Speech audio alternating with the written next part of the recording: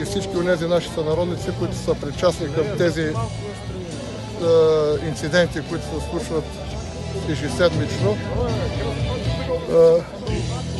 Нашата цел е не да предизвикваме сътресение в българското общество. Народът ни е прекалено изтерзан.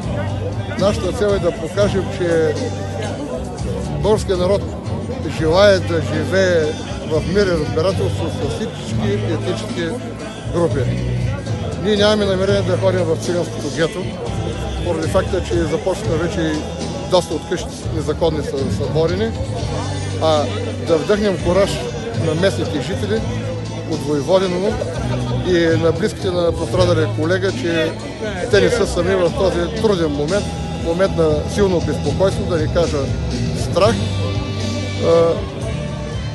и по този начин да светне червената лампа в нашите политици, че е крайно време да предприемат реални стъпки към намиране на начините за социализиране на всички малцинствени групи. Така не може да продължава.